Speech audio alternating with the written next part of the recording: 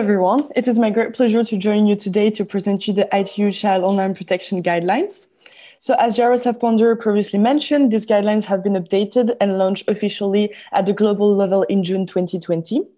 And the idea of these updated guidelines was to reflect the significant change found in the internet, as well as to adopt a multi-stakeholder approach, which is essential to ensure the greatest cybersecurity for the youth. So specifically, the Child Online Protection Guidelines include some reflection on the special situation of children with disabilities and some issues around the new technological developments.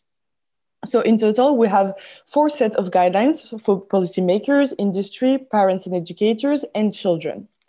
Before delving deeper into each of the guidelines, I would like to give you a bit of an introduction on the guidelines in general. So the 2020 COP guidelines are meant to act as a blueprint, which can be adapted and used in a way that is consistent with national or local customs and laws. At the level of children and families, the guidelines aim at supporting children and their entourage by informing and engaging children, raising awareness on COP-related issues, and supporting the development of digital skills and digital literacy.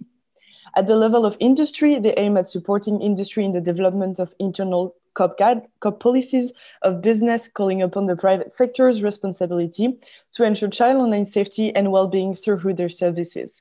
And finally, at the level of policymakers, the COP guidelines support the development, draft, adoption, and implementation of national COP strategies based on a multi-stakeholders approach.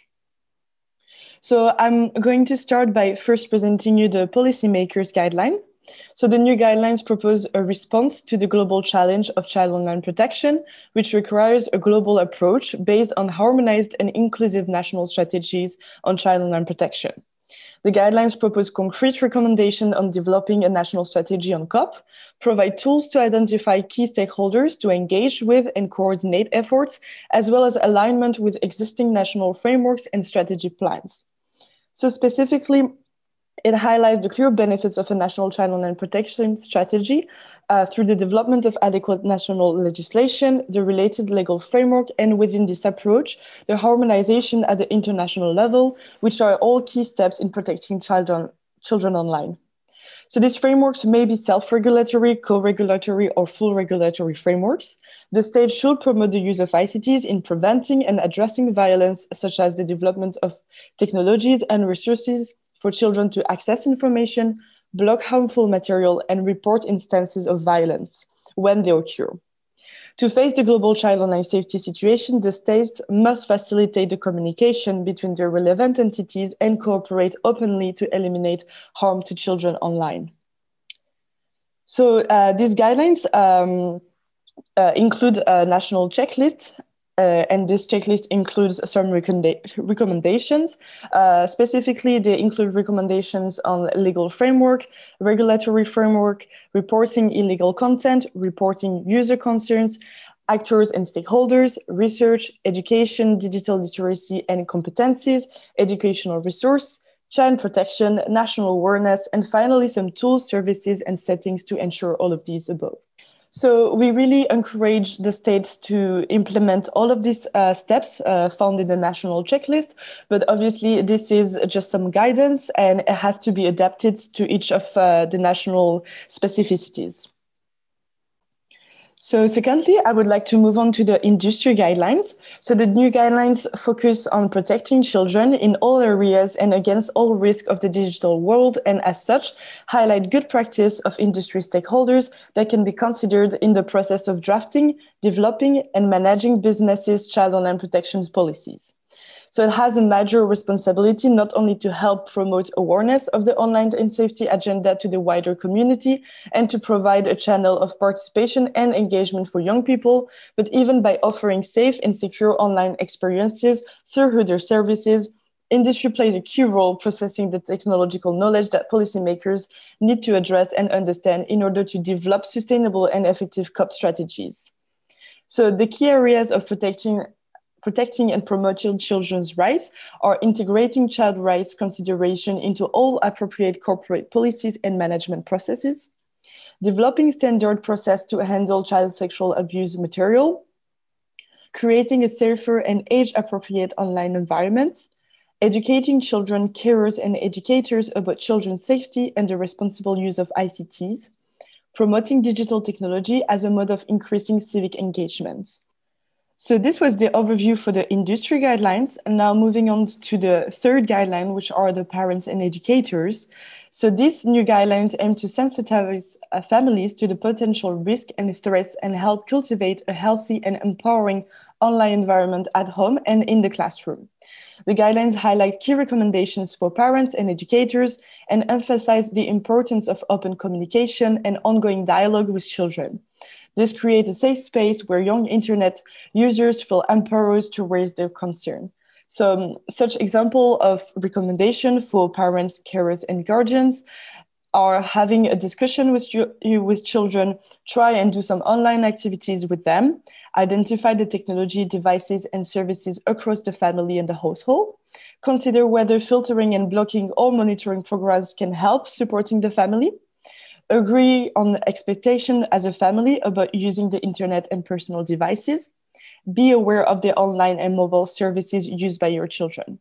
So that's for the general ones, but other ones that are worth mentioning are to consider the age of digital consent, to control use of credit cards and other payment mechanisms, to know how to report problems, to be aware that advertising can be inappropriate or misleading, to create a culture of support in the home so that children and young people feel able to seek support, to educate children on the dangers of meeting up with a stranger online, to help your children, to understand and manage their personal information, and to ensure children and young people to understand that they know what it means to post photographs on the internet.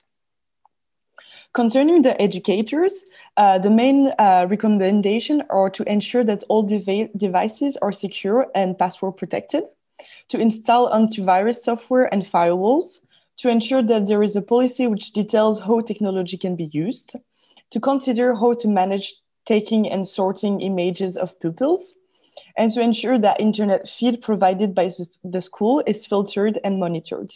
And some additional recommendations that I would like to share with you are to raise awareness of the importance of digital footprint and online reputation, to recognize the importance of professional online communication with pupils and parents and other stakeholders, and to understand the risk and benefits that pupils can be exposed to when they go online.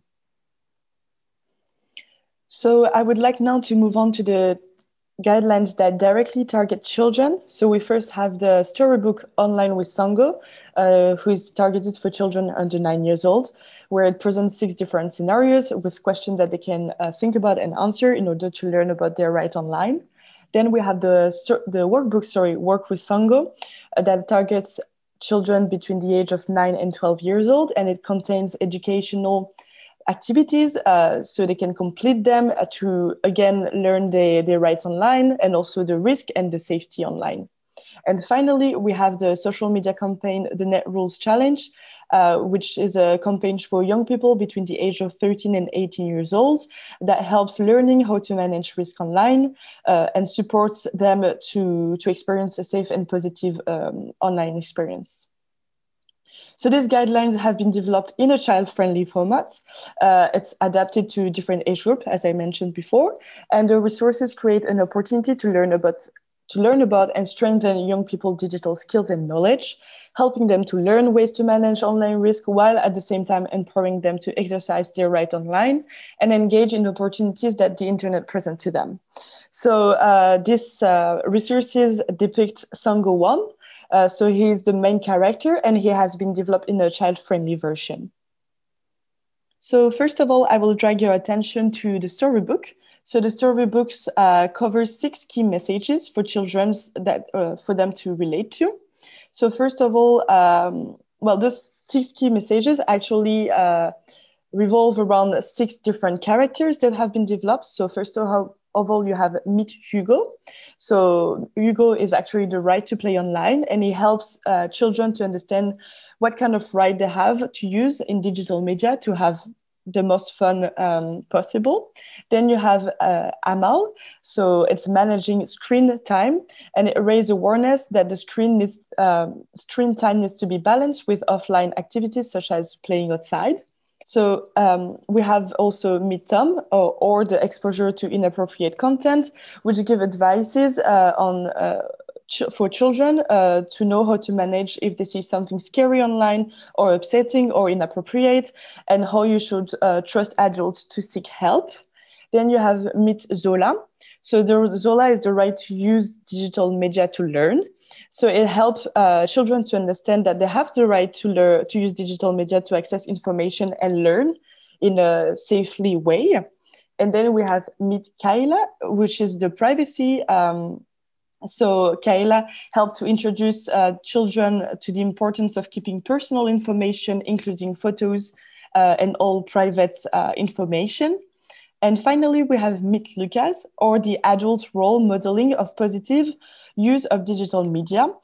So here it's really to empower children and make children feel comfortable to call parents and adults to set good example for them to use digital media. Secondly, we have the workbook. So the workbook covers 7 key messages for children. Firstly, we have knowing your rights online, helping you to understand your rights in the digital context. Then we have privacy, exploring the importance of online privacy and keeping personal information private. Then we have checking if information online is true, which introduce children to check whether what they see or read online is true. Then you have online behavior to encourage good behavior online and introduce the concept of blocking. And on the 5th position, we have cyberbullying, which reinforce that cyberbullying is never okay, and and also share ideas for getting help when being targeted by cyberbullying. And we also have generally the management of online risk and also keeping device safe from viruses. And finally, we have the Instagram campaign. So this campaign is also for use on microsite. So the social media campaign and mini site covers 8 key messages for young people. So we firstly have knowing your rights online and exploring your rights that you have online, including the right to be safe and to share your views online. Then we have the privacy component. So really to encourage young person to think about what they post online and to keep the personal information private. We have checking if the information online is true. So reminding them to cross-check whether what they see and what you read online is true, or if it's misinformation or fake news. Then we also have cyberbullying, which is to reinforce that, again, cyberbullying is never okay. And again, sharing ideas to seek for help and to really push the youth to seek for help in this moment. Then we have the exposure to inappropriate content. So here it's to reinforce that it's not their fault that they see inappropriate content or they face inappropriate content. And again, sharing ideas to overcome this. And then we have exposure to sexual content. So here it's really to ensure that they know that they have the right to be protected from sexual harm. And again, sharing idea to stay safe in this, safe from this happening, but also safe if this happen and how to manage it. So on the 7th position, we have the online relationship. And here it's really to encourage the youth to think about meeting friends online and sharing ideas here again to stay safe in these situations. And finally, managing screen time. So as previously mentioned, here it's also to really to make the youth understand that it's important to have a balance with the time spent online and the time spent offline. And it's really important to also value offline activities. So this was the overview of all the ITU guidelines. As Jaroslav Ponder previously mentioned, we already have a great number of countries who apply this content and recognize the importance of having such content being translated in national languages and rolled out at the national level, with some very clear impact of having such materials being rolled out. and translated at the national level. So on the behalf of ITU, I would like to reiterate our willingness to support all stakeholders addressing child online protection. I would like to finish the presentation by stressing that it's only if we take a common approach and a multi-stakeholder approach that we can really ensure to create a safe and empowering online environment for the youth. Thank you very much, and I wish you a really nice rest of events.